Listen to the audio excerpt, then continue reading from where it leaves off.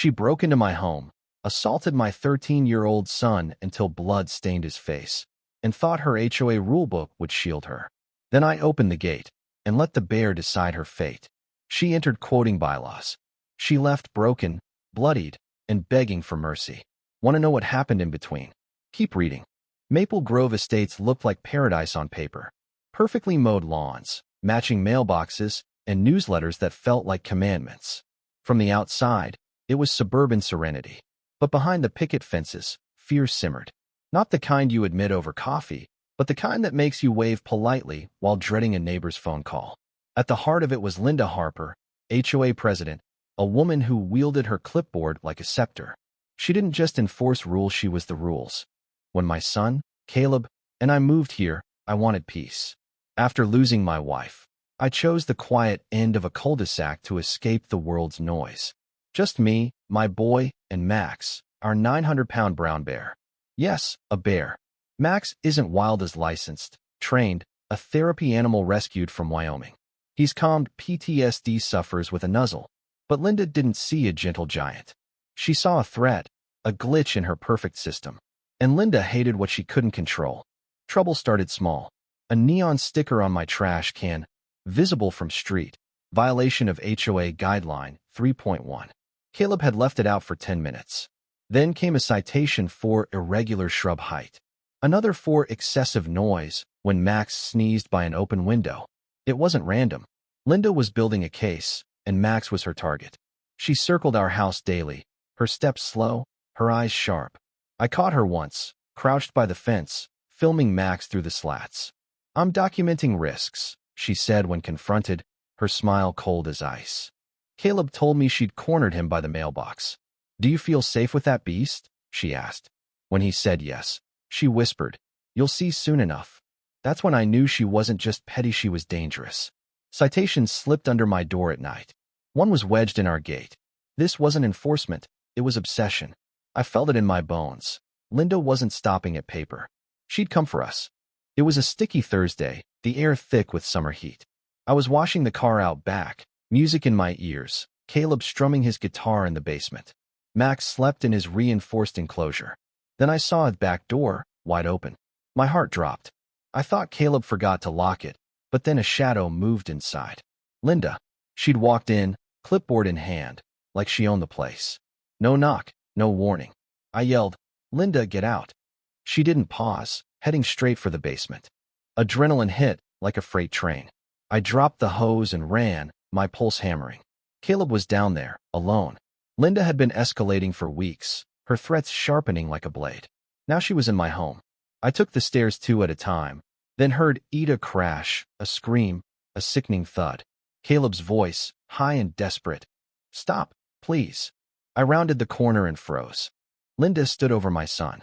Caleb was curled on the floor, arms shielding his head, blood dripping from his nose. Her clipboard, cracked and smeared red, dangled in her hand. She looked up, eyes wild, shouting, "This is what happens when you harbor monsters." But she didn't know the monster she'd just unleashed. I charged down the remaining steps, rage burning through me. Linda stood her ground, looming over Caleb like she was judge and jury. My son trembled, blood streaking his cheek, his elbow raw. I remembered his words from weeks ago. She said I'd learn the hard way. Linda waved her clipboard. He resisted. I was asking questions, and he got defensive. Kids shouldn't live with beasts. I'm invoking Rule 12.7. Words failed, marriage choked them out. I stepped between her and Caleb, fists clenched until my knuckles popped. She smirked, unfazed. "If you won't protect this community, I will. That bears a danger, and you're hiding it." That was it. I didn't rush her. I walked to the control panel by the wall, hidden behind a shelf, and slammed the emergency unlock. A heavy clunk echoed. Max was awake. His growl rumbled through the basement like a storm rolling in. Linda's eyes widened, her clipboard slipping. "You want a monster, Linda?" I said, voice low. "You just met one." Max stepped out, his massive paws thudding, breath fogging the air. He didn't charge, he moved slowly, deliberately. Linda screamed, tripped over her clipboard, and crashed into a shelf. Tools and cans clattered around her. She scrambled back, hands shaking. "Call it off," she shrieked. I knelt by Caleb, lifting him gently. His body shook, but he clung to me. I looked at Linda, now a mess of torn clothes and terror. You broke into my home. You hurt my son. Now you face him. Max growled again, low and final. Linda wasn't in charge anymore. She crawled backward, knocking over a mop bucket, water pooling around her. This is your fault, she screamed. You endangered everyone with that animal. I handed Caleb my phone. Call 911. He nodded, dialing with trembling hands. Max stopped 5 feet from her, head low, nostrils flaring.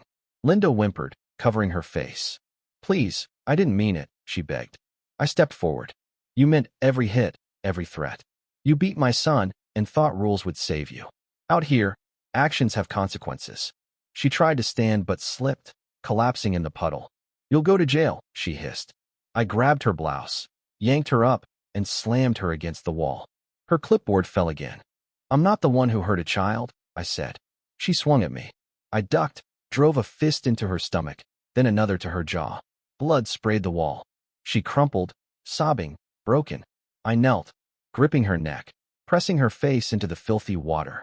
This is where you belong. Max snorted, towering above. Sirens wailed outside.